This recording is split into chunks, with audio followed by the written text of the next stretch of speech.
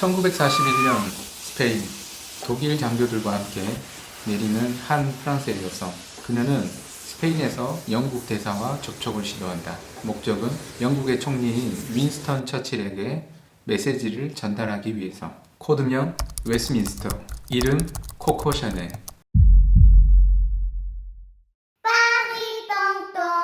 블랙핑크의 제니, G드래곤. 아니면 남자들이 이 브랜드 이름만 들으면 막 땀을 흘릴 정도로 긴장하는 브랜드가 하나 있습니다. 샤넬입니다. 여성들이 꼭 하나만 있었으면 하는 샤넬 가방. 매년 가방 가격을 올려서 샤테크라는 말이 있을 정도로 유명한 이 가방은 프랑스 기업으로서 한 해 매출이 10조가량 되는 이 샤넬의 창업주는 죽은 후에 프랑스에 묻히지 못하고 이국 땅에 묻히게 됩니다. 오늘은 그 이유에 대해서 알아보도록 하겠습니다.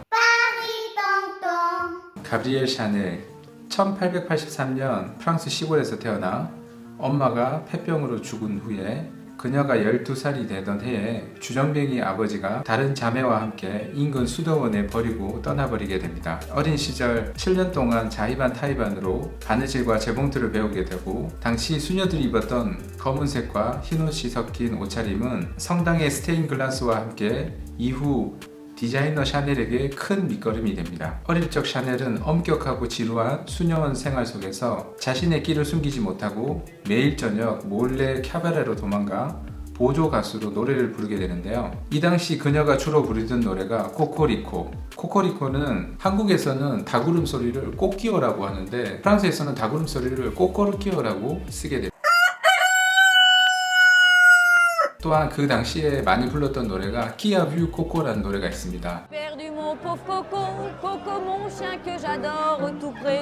샤넬은 이 두 곡을 참 많이 불렀다고 하는데요. 그 이후에 샤넬의 별명이 바로 이 코코가 되었던 거죠. 닭의 울음소리를 표현한 의성어가 자기의 별명이라는 것에 대해서 샤넬은 나중에 나이가 들어서도 그렇게 코코라고 불리는 것을 좋아하지 않았다고 합니다. 캬바레에서 어린 마드모아젤 샤넬은 훗날 그녀의 인생에서 터닝포인트가 되는 사람들을 만나게 되는데요. 바람둥이였던 장교를 만나서 그 장교 집에서 살게 되는데, 당시 그 집에는 4명 정도의 여자가 살았다고 합니다. 어느 날 그곳에서 그녀는 그녀의 인생에서 단 한 번 진정으로 사랑하는 아서 카페를 만나게 됩니다. 그 바람둥이 장군의 친구였죠. 어린 마드모아젤 샤넬 눈에 비친 아서 카페는 초록빛 눈을 한 무뚝뚝한 영국 남자였는데, 샤넬은 이런 영국 남자에게 홀딱 반하게 되고 두 사람은 연인으로 발전하게 되는데요.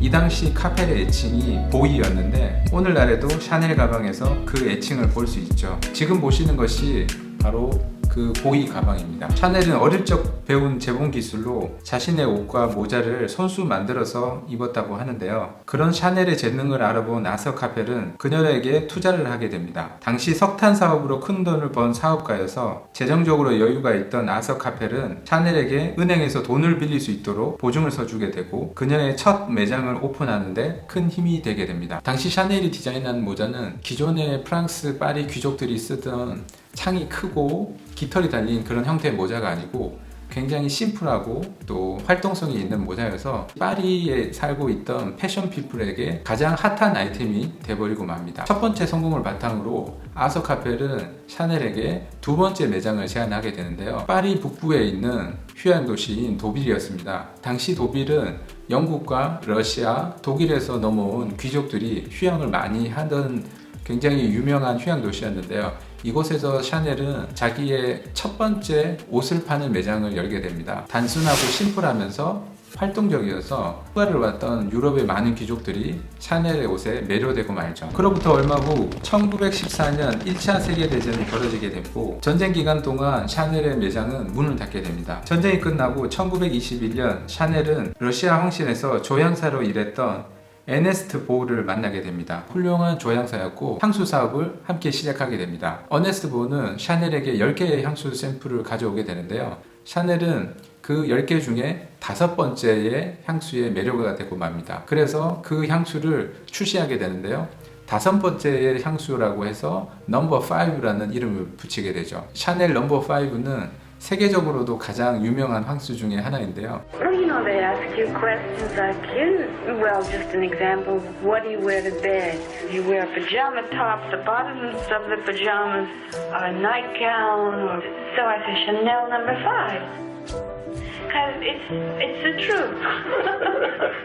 And yet I don't. 지금까지도 샤넬에 가장 많은 수익을 가져다주는 효자 상품 중에 하나입니다. 이렇게 승승장구만 할 것 같던 샤넬은 어느 날 저녁 헐레벌떡 뛰어오는 하인에게 전가를 받게 됩니다. 그가 그토록 사랑하고 존중하고 아버지 같고 친구 같고 또한 가족 같던 아서 카펠의 교통사고 소식이었습니다. 소식을 듣자마자 샤넬은 밤새 차를 몰고 현장으로 가서 사고 차량을 부둥켜 안고 흐느끼며 울며 그날의 기억을 회고록해서 나는 카펠을 잃으며 모든 것을 잃었다 라고 당시의 슬픔을 회상하였다고 하니 얼마나 슬픔이 컸을지 짐작이 갑니다. 12살 어린 나이에 아버지에게 버림을 받은 가브리엘 샤넬에게 카펠은 전부 같았고 아서 카펠을 잃은 샤넬은 외로움을 견디지 못하고 이후 많은 남자들과 가벼운 사랑을 하게 됩니다. 파리의 가십지에는 매일 그녀의 스캔들 이야기가 실렸고 피카소, 살바토르 달리, 장 꼭도 등 당대 유명한 문화 예술인과 수많은 스캔들을 뿌리는 이슈 메이커가 됐죠. 샤넬이 그런 이슈가 될수록 샤넬의 패션은 더욱더 매스컴의 주목을 받게 되고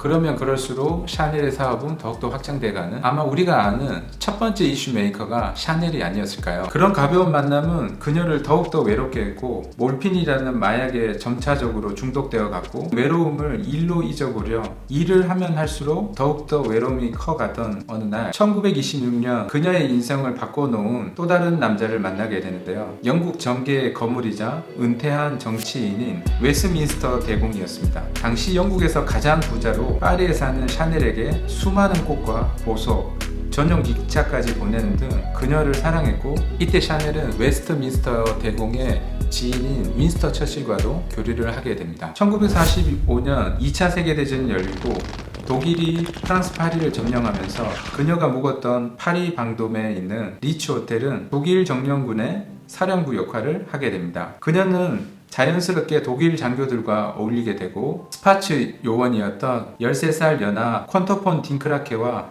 연인관계로 발전하게 되었죠. 이때 샤넬은 향수 사업권을 되찾기 위해 독일의 힘이 필요했고 히틀러와 독일 군부는 영국과 빠른 휴전 협정을 하고자 영국의 윈스턴 처칠과 인연이 있었던 샤넬의 도움이 필요했었던데요. 양쪽은 서로 이익이 맞아 접촉하고 함께 일을 진행하게 됩니다. 샤넬 전 애인이었던 웨스터민스터 대공의 이름을 따 코드명 웨스터민스터, 식별번호 F7124이 부여가 되었고 1941년 샤넬은 스페인으로 건너가 영국 대사를 만나 히틀러의 휴전 의사를 설명했고 1943년 샤넬은 독일의 비공식 사절로 영국에 건너가 윈스턴 처칠과 2차 대전 휴전에 대한 독일 군부의 뜻을 전달하게 됩니다. 샤넬은 많은 사람들이 고통받는 전쟁을 빨리 끝내고 싶다는 생각만으로 독일군에 협조하여 처칠을 만나 휴전 협상을 완성하려고 했지만 그녀의 계획은 실패로 끝나게 됩니다. 이와 같이 독일에 협조한 샤넬은 1944년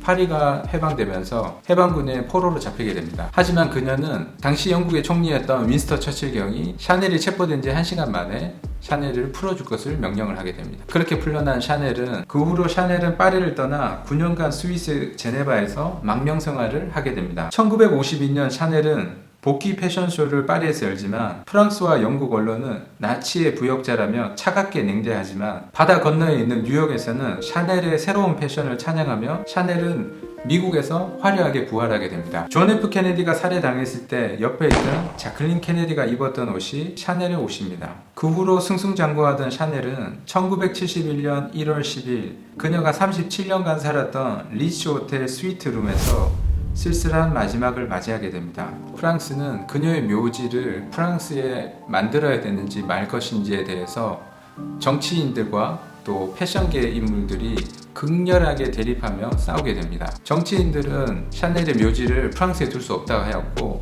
패션계 인물들은 시간이 지났고 많은 공로가 있기 때문에 그녀의 묘지라도 파리 인근에 만들어야 된다라고 정부를 설득했지만 프랑스 국민들의 여론은 그녀의 묘를 프랑스에 두는 것을 허락하지 않았습니다. 샤넬의 장례식은 파리에서 거행이 되고 그녀는 태어나고 자란 프랑스가 아니라 망명지였던 스위스 로잔에 묻히게 됩니다.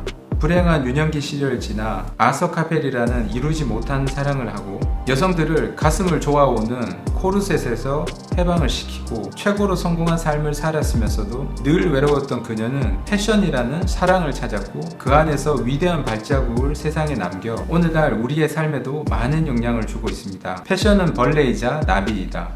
낮에는 애벌레가 되고 밤에는 나비가 되어라. 애벌레만큼 편한 것도 없고 나비만큼 화려한 것도 없다. 오늘은 샤넬의 일생에 대해서 알아봤습니다. 오늘 내용이 도움이 되셨다면 구독과 좋아요, 알림 설정은 파리 삼촌에게 큰 힘이 됩니다. 시청해주셔서 감사합니다.